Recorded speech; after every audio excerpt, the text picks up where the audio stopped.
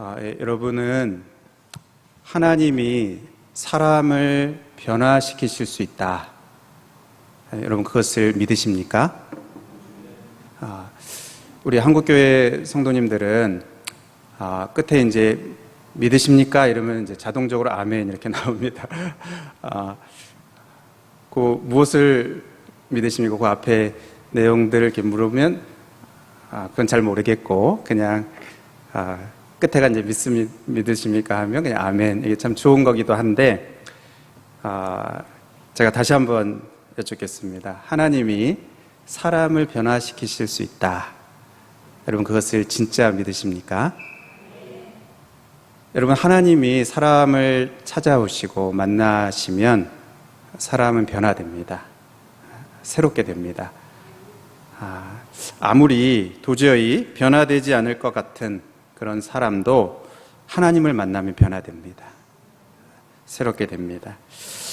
여러분 성경에서 가장 극적인 변화를 경험한 사람이 오늘 본문에 나오는 바울입니다.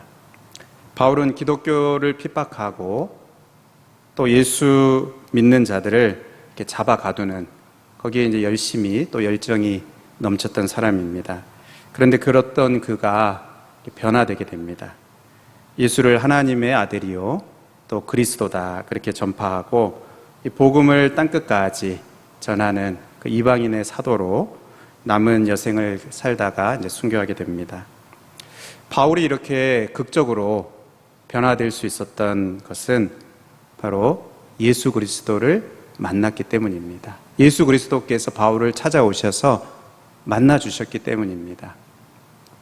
바울은 그 예수님 찾아오셨던 그 간증을 이렇게 고백을 합니다. 사도행전 22장 6절에서 8절에 보면 가는 중 다메섹에 가까이 갔을 때 오정쯤 되어 호련히 하늘로부터 큰 빛이 나를 둘러 비치매 내가 땅에 엎드려져 들으니 소리 있어 이르되 사울아 사울아 내가 왜 나를 박해하느냐 하시거늘 내가 대답하되 주님 누구시니까 하니 이르시되 나는 내가 박해하는 나사렛 예수라 하시더라. 그 이후에도 계속 그 간증이 길게 이어집니다. 예수님께서 바울을 찾아오셨습니다. 바울은 부활하신 예수님을 만나고 그가 변화되었습니다.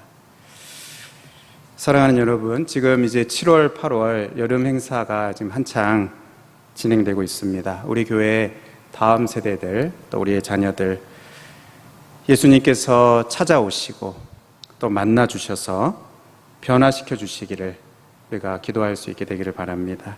예수님이 만나 주시면 어떤 사람도 변화된다 하는 것을 믿으시기 바랍니다.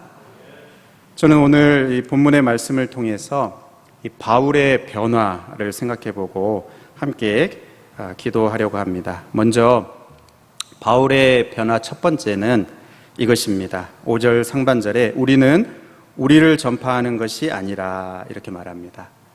변화되기 전에 그 이전에 그 변화되기 전에 바울은 자기 신념과 또 자기 주장이 확고했던 아주 강했던 사람입니다. 그는 인생을 대충 살지 않고요. 정말 자기가 믿는 것에 인생을 걸었던 그런 사람이었습니다. 자기가 평생 믿어왔던 그 유대교의 관점에서 볼 때 이 예수라는 사람은 십자가에 죽어 마땅한 사람이었습니다. 그리고 예수님을 믿는 예수님의 이 부활을 믿고 또 그 부활을 증거하는 그 예수님의 제자들은 그리스도인들은 정말 죽어 마땅한 그런 사람이었습니다. 그래서 그들을 이렇게 잡으려고 그렇게 다녔던 것입니다. 이렇게 자기 신념에 따라 살던 이 바울은 여기 오늘 본문의 표현대로 하면 자기를 전파하는 사람이었다 이렇게 볼 수 있습니다. 그랬던 바울. 그런데 오늘 본문에 뭐라고 말하냐면 우리는 우리를 전파하는 것이 아니다 그렇게 말을 합니다. 그러니까 자기를 전파하는 자기의 신념과 자기 확신에 또 자기 주장을 따라서 그렇게 살았던 그가 변화된 것입니다. 여러분 우리 이 다음 세대들과 자녀들을 볼 때 정말 얘네들이 도대체 무슨 생각을 하며 사는 것인지 모르겠다 하는 그렇게 말씀하시는 부모님들을 자주 만납니다. 저도 그렇고요. 그런데 가만히 들여다보면 얘네들도 다 고민이 많이 있습니다. 생각이 많이 있고 나름대로의 고민이 있습니다.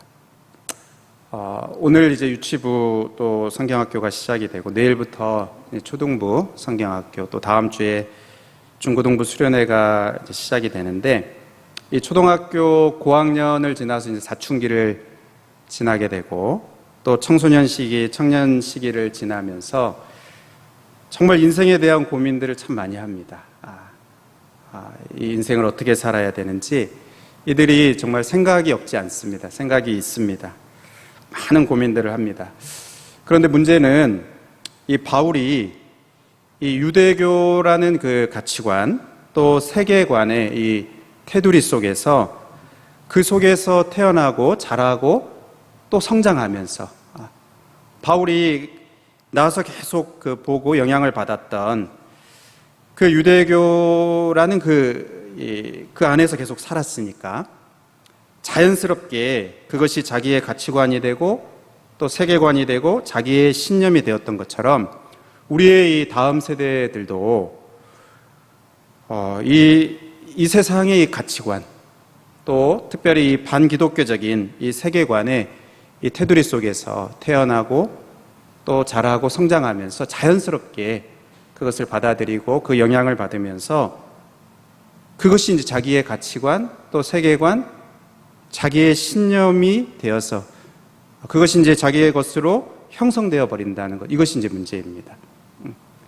그러니까 그냥 뭐 자기 신념이라고 하는데, 또 자기 생각이라고 하는데, 자기가 태어나서 보고 자라면서 그 주변의 영향을 계속 받으면서 자랐기 때문에 이 세상의 가치관에 영향을 받고 또 이 반기독교적인 그런 세계관에 영향을 받으면서 그것이 자기의 신념으로, 자기의 가치관으로 형성된다는 것이 문제입니다.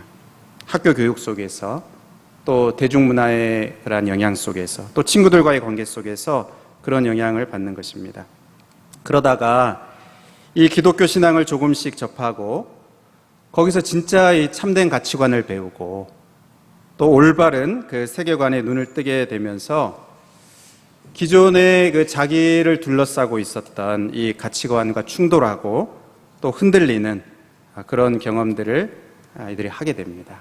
그 속에서 계속 충돌하고 또 이 혼동하고 또 혼란스러워하는 그런 일들이 이 교회 안에서 자라는 우리의 다음 세대들, 우리의 자녀들에게 너무나 이렇게 자연스럽게 일어난다는 것입니다. 여러분, 우리가 기도해야 될 부분들이 바로 이것입니다.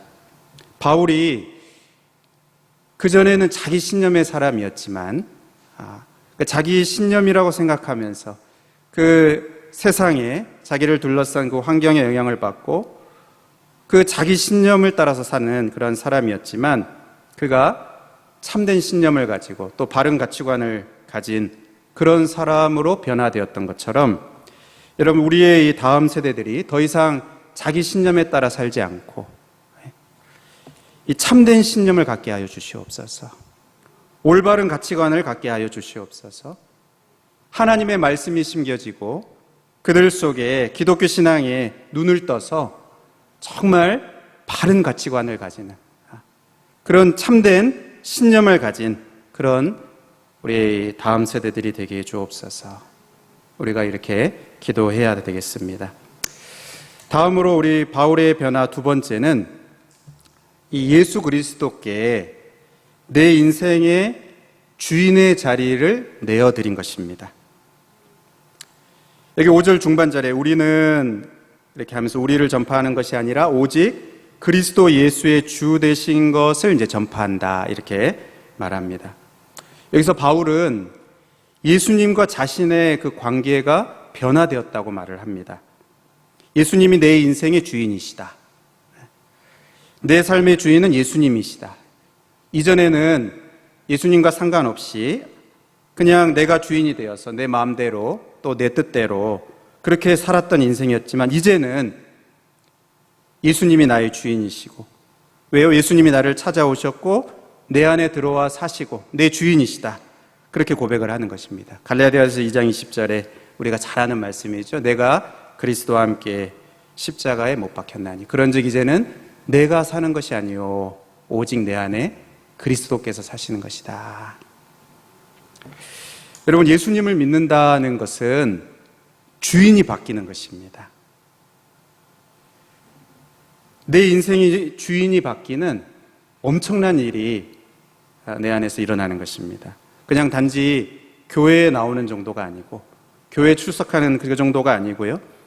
그냥 내 생각 속에서 예수님을 그냥 생각하는 그 정도가 아니고 뭐 하나님의 사랑을 그냥 느끼고 하는 이 정도가 아니고 이런 게 이제 다 포함이 되지만 결정적으로 내 인생의 주인의 자리에 예수님을 모셔드리는 것입니다.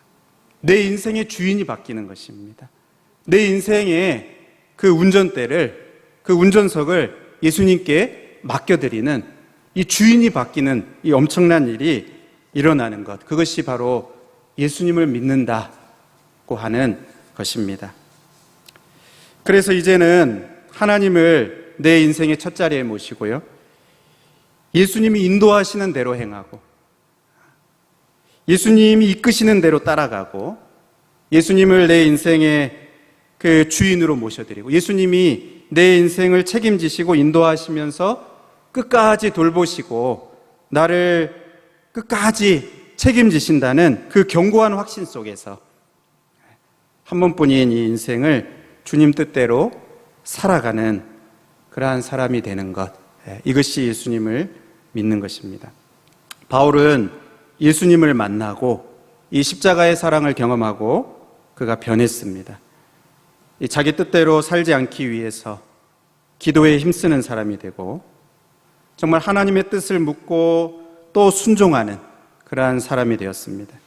또 자기 앞길에 이 고난과 시련이 있을지라도 예수 그리스도를 위해서 살아가는 그런 사람으로 변화되었습니다. 주인이 바뀐 것입니다. 내 인생의 주인이신 예수님을 따라서 살아가는 그러한 모습으로 바울이 변화된 것입니다. 여러분, 우리의 이 다음 세대도 정말 이 성경학교와 수련회를 통해서 이런 은혜가 있게 되기를 바랍니다. 주인이 바뀌는 역사.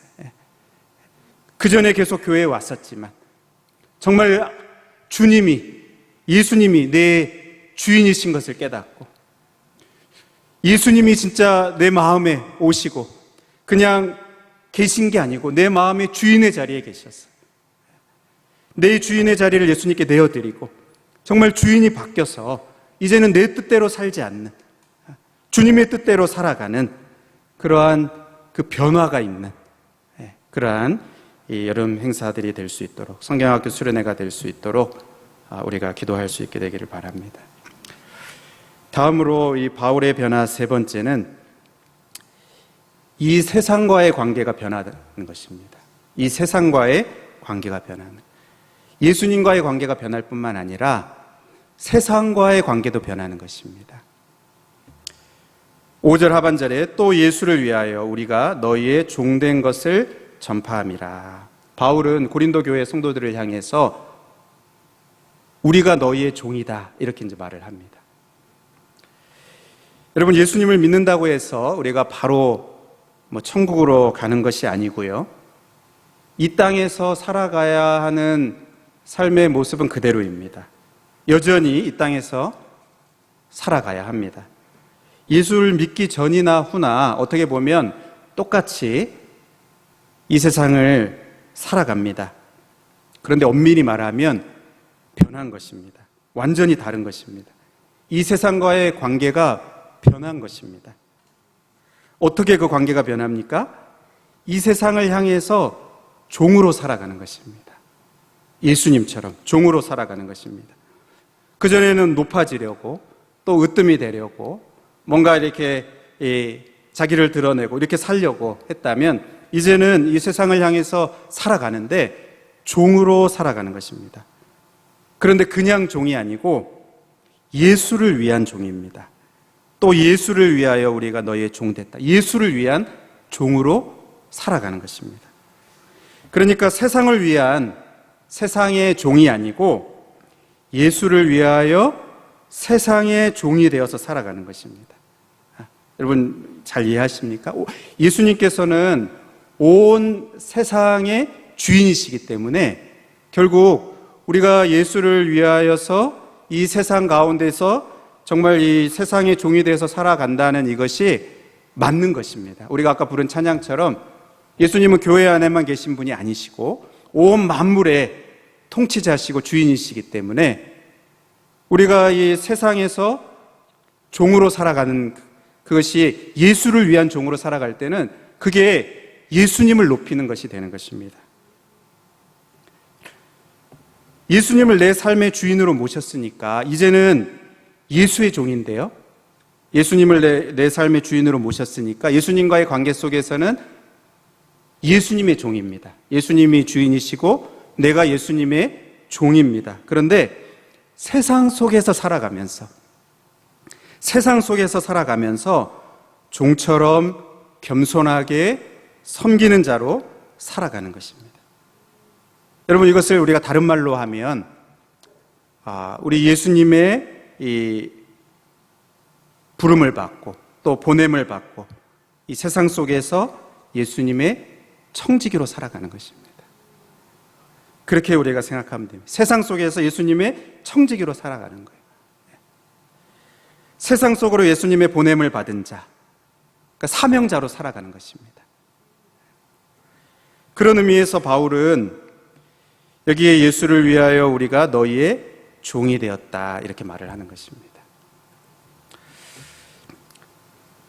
사랑하는 여러분, 우리 다음 세대들 또 우리의 자녀들이 살아가야 할 곳은 이 세상입니다. 이 세상에서 살아가야 합니다. 그래서 어떤 면에서는 어떤 의미에서는 이 세상을 향하여 눈을 돌려야 됩니다. 어떤 의미에서는 세상을 향해서 눈을 돌리고 어떻게 살아야 할지를 고민하고 진지하게 그것을 고민하는 그런 사람이 돼야 합니다. 이 죄악되고 어두운 세상 속에서 예수를 위해서 무엇을 할지를 묻고 또 기도하면서 하나님이 나에게 맡기신 그 은사와 달란트를 깨닫고 달라진 겁니다. 완전히. 이전에는 그냥 내가 잘 살기 위해서, 내가 편안하게 살기 위해서, 내가 사람들의 영광을 얻기 위해서 열심히 준비하고 노력하고 그것을 막 개발하고 했다면 이제는 완전히 달라진 것입니다. 예수님이 내 삶의 주인이시기 때문에 또 예수님이 나를 이 세상 가운데 보내시기 때문에 이 세상 속에서 사명자로 살아가기 위해서 그래서 하나님 나에게 맡기신 은사가 무엇입니까? 또 그 달란트가 무엇입니까?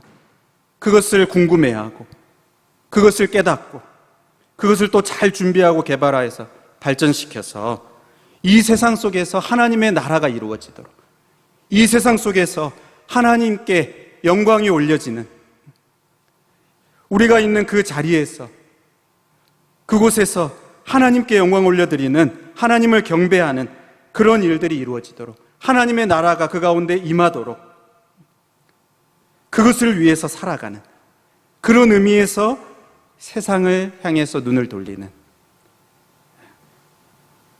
그냥 왕처럼 높아지고 군림하는 자가 아니고 예수님처럼 겸손하게 이 세상 속에 들어가서 겸손하게 자기를 낮추고 섬기는 자로 그렇게 살아갈 수 있는 여러분 우리의 다음 세대도 우리의 자녀들이 그러한 사람들이 될 수 있기를 우리가 기도할 수 있게 되기를 바랍니다. 여러분 우리의 다음 세대도 우리의 자녀들도 정말 인생에 대한 고민이 많고요. 또 생각이 많습니다.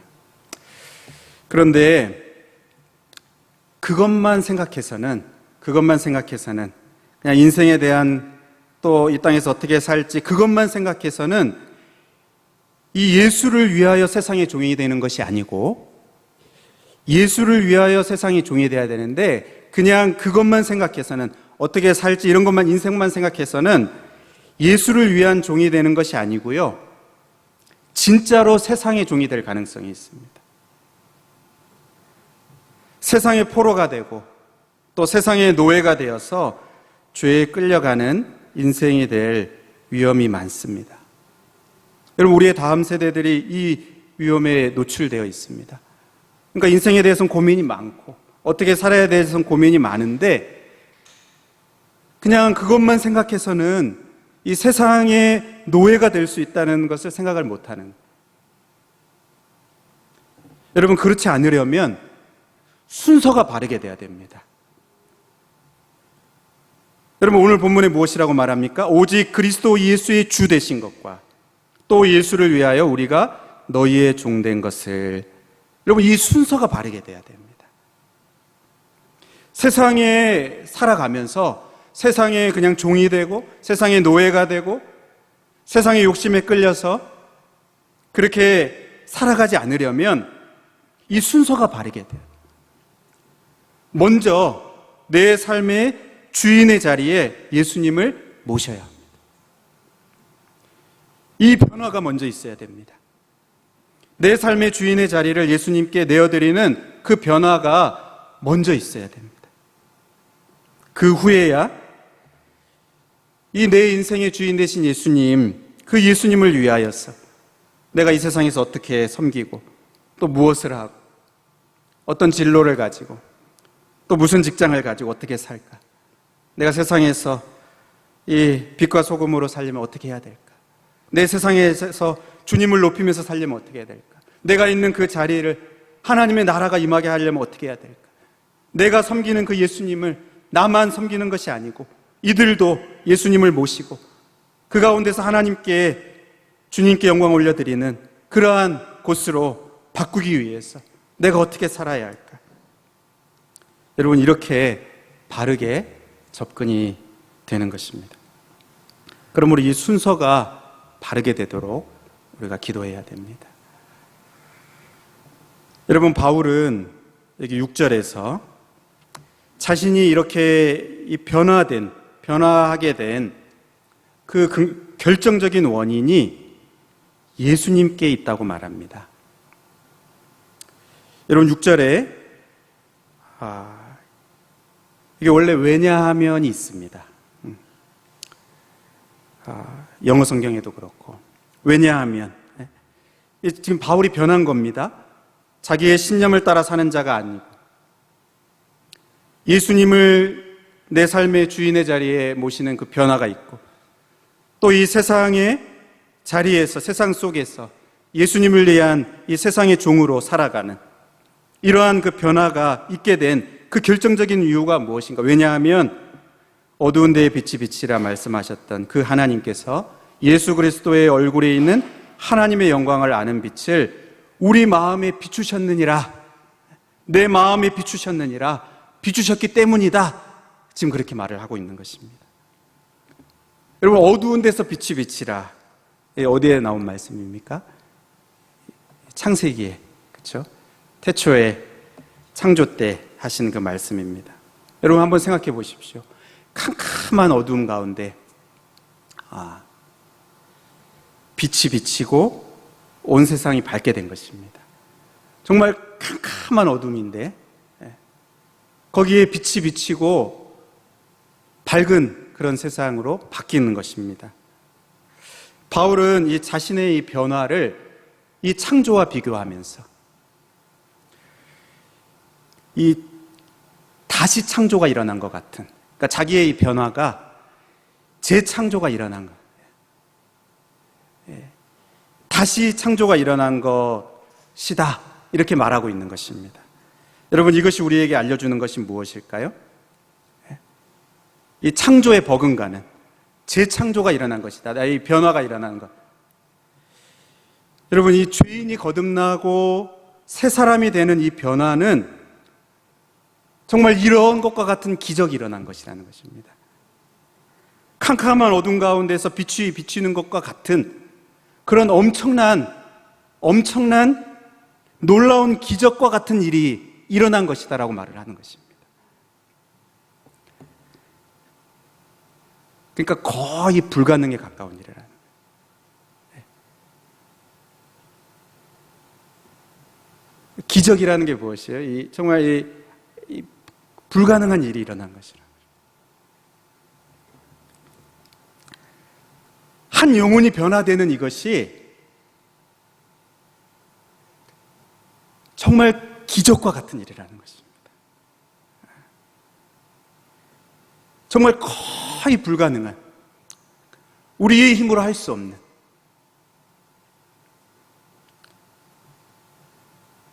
근데 여러분, 지금 이 바울이 이 창조에 버금가는 이것이다 이렇게 말하는 이것은 거의 그게 불가능한 일이지만, 그런데 그게 가능하다고 말을 하는 것입니다. 하나님이 하시면 그게 가능한 일이라고 말을 하는 것입니다.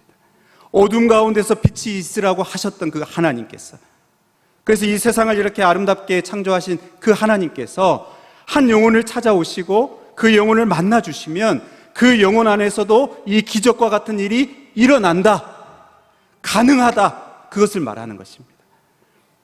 그냥 인간적인 어떤 노력이나 어떤 모습으로는 불가능하지만, 다른 것으로는 안 되지만 하나님이 하시면 가능하다, 그것을 말하는 것입니다. 전능하신 하나님께서 하나님의 영광을 아는 빛을 우리의 마음에 비춰주시면 가능하다. 참 빛이신 예수 그리스도를 비춰주시면 그 변화가 가능하다.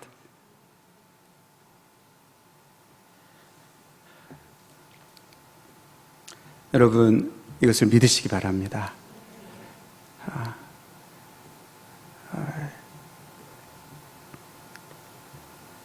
우리 빛을 비추면 어둠이 물러가지 않습니까? 그렇죠? 여러분, 매일 아침마다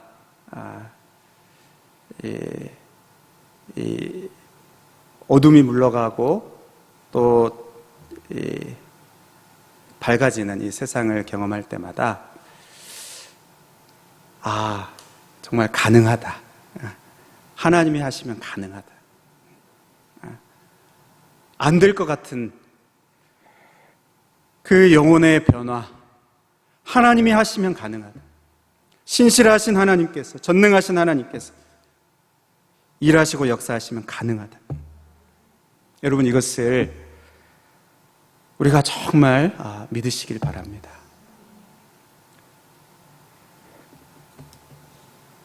정말 우리 마음에, 또 우리 가족들, 우리 다음 세대들, 우리 자녀들, 정말 예수 그리스도를 비춰주시면 변화되는 것이 가능합니다.